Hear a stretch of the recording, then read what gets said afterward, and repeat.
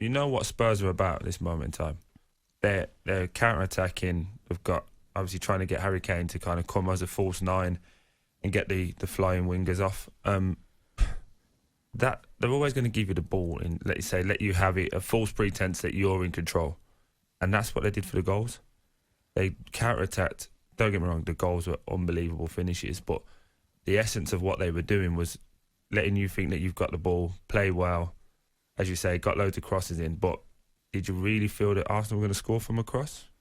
No. I'd always back Eric Dyer and Alderweireld against any of their boys, for crosses in the air as well. So I felt very comfortable that Spurs were going to do it. I actually said on the show I fancied Arsenal to get a result because they're that kind of team where they'll just pull one out the bag. But no, I'll happily say I was massively wrong, and Spurs were very, very good. And I think the biggest thing for me was a mentality change. I could see a mentality change in Spurs. They are very much accepting that the hard work comes before the quality, and then their quality shows on top of that. And obviously the finishes were ridiculous. It's amazing the difference in Spurs.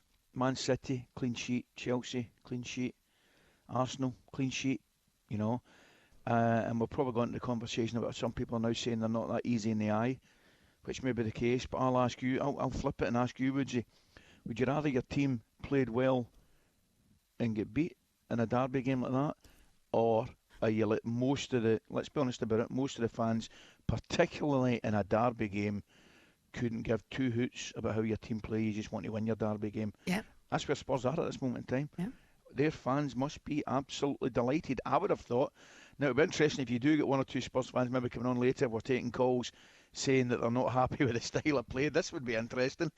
But I tell you what you can't be denying, they'll be absolutely delighted where they're sitting in the league. Style of play is always an interesting argument to have because it's all opinionated and based on what you prefer as an individual to watch.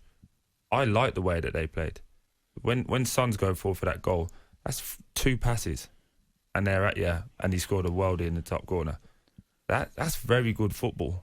Like, it's not always have to be 47 passes from the goalkeeper, third man run and someone scores. There's so many ways to play football. That's why we love it. That's why we got this job, because we can talk about it. And we're really, I can't believe we're talking about it, that Spurs are top of the table, and we're now going, right, let's find something to talk about. Like, oh well, they're not playing great. They've had 3 shots, scored 2, won the derby 2-0, and in my opinion looked comfortable.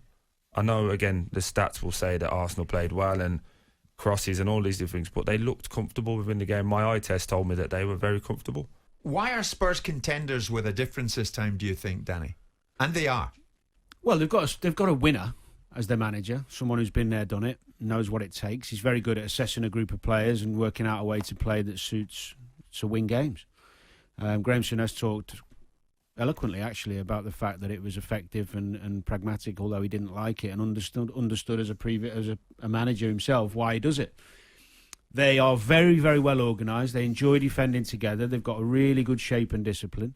And they've got 2 players at the top of the pitch who at the moment are playing as well as anybody in Europe and can score a goal out of nothing. And Son and Kane at the moment are very, very difficult to contain.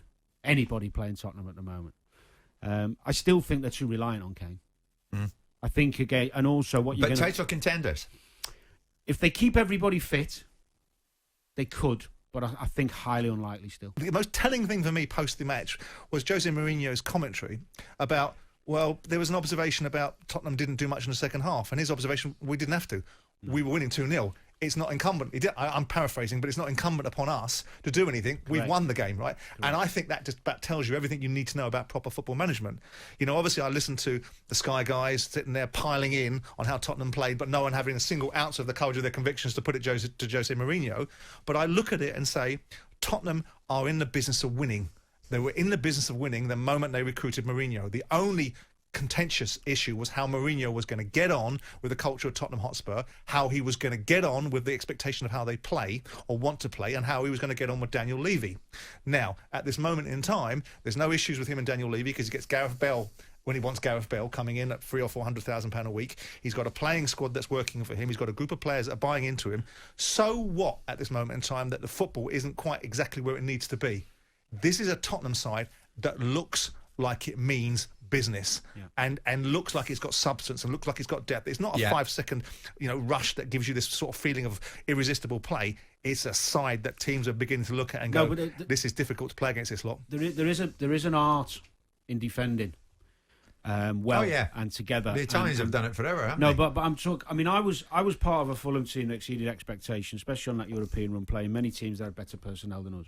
But our system was so well drilled, and we knew we knew it was good, and we enjoyed frustrating. I had many arguments with friends of mine. I remember going to Anfield and getting a 0-0 one and having an argument with Carrot at the end of the game. He said, "You can't enjoy playing like that." I said, "Well, but I watched Spurs actually. yesterday, and the thing I took away from it was Mourinho has drilled and drilled and drilled and drilled shape into them and shape into them and shape them, and it's incumbent upon the opposition to do something better. If you're that good centrally defensively and as a unit, then it's incumbent upon the opposition to change the way they play to break it down." Yes, correct. Good point. But you've also got to have when you play that way, you've got to have players not just on board with the system, enjoying the art of defending. And what I noticed with Sissoko and Højbjerg especially is the more the game went on, the more they were enjoying frustrating the opposition. It becomes part of your nature, it becomes part of the game plan. And actually, Tottenham deserve great credit. They will find it more difficult playing that way when they play the so-called lesser teams moving forward. It's going to be an interesting watch with Tottenham because at the moment, full of confidence, but as I said, too reliant on Kane. They are top of the table, 11 points ahead of Arsenal after 11 games, which is remarkable in itself. And I'm intrigued by this because when Jose got the job, there was a bit of negativity. I remember Danny Kelly having a bit of a rant on air about how he didn't want that style of football, didn't want Mourinho, blah, blah, blah. The top of the table, the style of football is very Mourinho. If I was a Spurs fan, I'd just be loving being top of the table and winning the North London derby.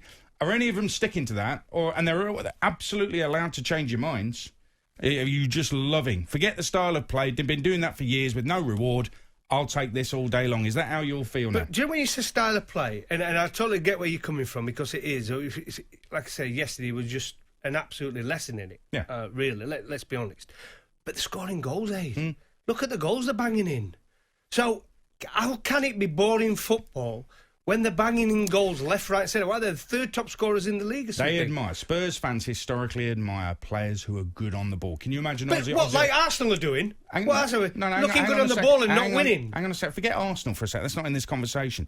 I'm talking about what Spurs fans admire historically is players who are good on the ball. They love a Mickey Hazard, an Ozzy Ardiles, that kind of player. Glenn Hoddle. Can you imagine Glenn Hoddle with 31% possession in this Spurs team? He'd be fuming. He'd be handing in a transfer request, wouldn't he? You wouldn't have admired Hoddle in this team because he basically wouldn't have the ball. He'd be a defender. Yeah, I know. I don't have a problem with it. But it's one extreme to the other. This is what I'm saying to you. So, pretty on the eye, Arsenal not getting results. Tottenham scoring goals, not pretty on the eye, but when they break, it's awesome to watch. When were Arsenal pretty on the eye? Well, it is. They're the passing, that's awful what it's to all watch. about. The passing They're I'm shocking. talking about. People like that now. You've seen it. No. Passing the ball here, passing It's the ball ineffective there. passing. It's I know, nothing. but a lot of people think, oh, look at that, 44 passes before they put the ball in the back of the net. Which they don't do. It's brilliant. I don't buy it. But people do, Aid. I do not. I mean, people talk about how bad Spurs are to watch. Arsenal even worse to watch. What's the point of having the ball if you haven't got a clue what to do with it? That, for me, is more frustrating. Spurs fans, though, listen, totally acceptable for you to change your minds and be happy to be top of the league and winning games. No problem with that whatsoever. But just be honest and hold your hands up and say, yeah, I don't mind it. Or if you'd rather go back to the other way, then feel free to let us know. 08717 223344. And the big question, playing this way, can Spurs actually win the title?